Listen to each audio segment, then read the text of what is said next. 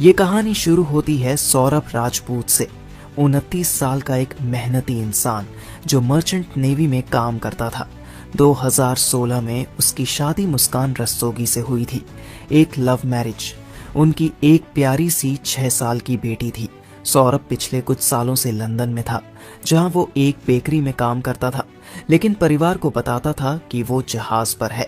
24 फरवरी 2025 को वो मेरठ लौटा अपनी बेटी और पत्नी के जन्मदिन को सेलिब्रेट करने, लेकिन घर में उसका इंतजार एक खतरनाक साजिश कर रहा था। उसकी पत्नी मुस्कान और उसका प्रेमी साहिल शुक्ला पहले से ही उसे रास्ते से हटाने का प्लान बना चुके थे।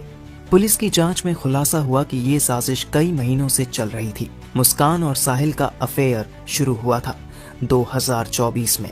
साहिल 25 साल का एक लोकल लड़का मुस्कान को गांजा और ड्रग्स की लत लगा चुका था। सौरभ को इसकी भनक थी और उसने मुस्कान को कई बार समझाया, लेकिन मुस्कान अब साहिल के बिना नहीं रह सकती थी। दोनों ने फैसला किया, सौरभ को खत्म करना ही एकमात्र रास्ता है। 4 मार्च की रात को वो मौका आया। सौरभ को नींद की गोलियां दी गईं और फिर जो हुआ वो किसी हॉरर फिल्म से कम नहीं था। सौरभ जब नींद में था, मुस्कान ने साहिल को फोन किया। दोनों ने मिलकर पहले उसकी हत्या की, चाकू से कई बार किए, लेकिन ये सिर्फ शुरुआत थी। इसके बाद जो हुआ वो सुनकर आपके रोंगटे खड़े हो जाएंगे। बाथरूम में ले जाकर सौरभ के शरीर को 15 टुकड़ों में काटा गया, हाथ, पैर, सिर सब अलग। फिर इन टुकड़ों को एक नीले ड्रम में डाला और सीमेंट डालकर सील कर दिया। मुस्कान ने अपनी बेटी को पहले ही नानी के घर भेज दिया था ताकि कोई गवाह न रहे, लेकिन क्या ये परफेक्ट क्राइम था? अभी तो बस आधा सच सामने आया है। हत्या के बाद दोनों ने सबूत मिटाने की कोशिश की। सौरभ के फोन से उसके परिवार को मैसेज भेजे गए जैसे कि वो अब भी जिंदा हो। फिर दोनों हिमाचल प्रदेश घूमने निकल गए, शिमला और मनाली। वहां से सोशल मीडिया पर फोटो भी डाली ताकि किसी को शक न हो।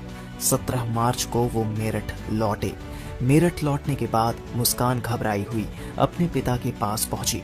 उसके चेहरे पर डर और पछतावे की लकीरें साफ झलक रही थीं। कांपती हुई आवाज में उसने कहा, पापा, मैंने सौरभ को मार दिया। उसकी लाश एक ड्रम में पैक कर दी है। ये सुनते ही उसके माता पिता के पैरों तले जमीन खिसक गई। उसकी माँ के हाथ से पानी का गिलास गिर पड़ा।